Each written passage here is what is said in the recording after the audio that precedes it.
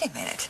Is this my daughter, my beautiful Rachel? No, wait, she lives in Chicago and has no time to come home for a visit. I'm here now.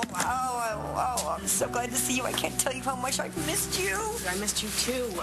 And phone calls and emails just aren't enough. I had no idea how hard it's been for you since Matthew's accident. Well, that was the plan. I didn't want to worry you. So I did instead. And I'm glad that Dad did. Well, what did you do? Just up and leave Chicago? Your job, the guy you're seeing, just to be with me? Yeah, right now, there is nowhere else I would rather be. Jack Manning! Gee, Hank, I don't know whether to kiss you or to sock you. Well, can I make a suggestion? No, you may not. Didn't want to worry, Rachel. Like I wasn't anyway. My little brother is paralyzed. I was freaking out. I would have come sooner if you didn't keep insisting that I didn't have to. Well, you had that big job you were doing. I took a hiatus. I explained the situation, and everybody's okay with me taking some time off. Oh, my God, so you're here for how long? As long as it takes. Now that Matthew's home from the hospital, the hard part starts. Let me help you, okay? Oh, for God's sake, you know what? You already have. Oh, hey, Clint had a party. Come on in. Come on in. Everyone's here, and they'll love to see you. Hey, oh. Well, I guess everyone fled the scene when they found out Matthew wasn't really into it. Corn dog, Hank? No, thank you. Look, I'll go and see how he and Bo are doing. Okay. All right. Matthew wasn't up for much of a party, huh? No, he wasn't. And, you know, Clint didn't know. He just wish he'd just run the idea by me first. He was just trying to help. We all are. Well, there's nothing anyone can do. Matthew's so depressed. And you aren't? Oh, no, I am not going to go there. I have got to keep things, you know, together for Matthew. If I fall apart... The world will still survive. Do us all a favor, especially yourself. Deal with what you're going through, and then you can help Matthew. It's just so much to deal with. I know. Not only is your son paralyzed, but the kid you took in and raised as your own is responsible for it. You know what? I don't like to admit this, but every time I look at Matthew, I go straight to Cole and what he did to my son. Why wouldn't you? I try to turn it off. I want to. I just can't. Because I think I just need someone to blame besides myself. Cole was living in this house when he started using drugs, and I didn't see it. With my experience, and God knows I've had some experience, I didn't read the signs. And Matthew saw that he was on drugs, but he still got into the car with Cole because he loves Cole. He looks at him as a brother. He trusts him. He wants to be like him. He doesn't even blame Cole for what's going on. He doesn't hate him. How does he do that? How does he do that? Because you know what? I wanted to nail Cole to the wall. Maximum sentence. That's what I was gunning for. I wanted to lock Cole up for as long as the law would allow. But I didn't. And why didn't you? Honey, why do you think? Because I thought about you when you were using drugs. And I know that all I wanted was for you to get help, not punishment.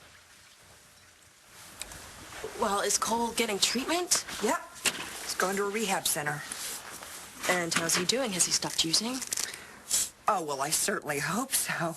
I mean, the treatment center does random drug testing. I mean, if he fails, he's going to prison. Unfortunately, that won't necessarily stop him.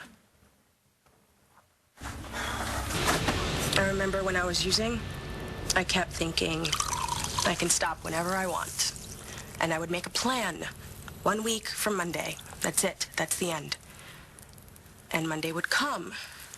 And I'd be like, not today. Well, that was just a really difficult time for you.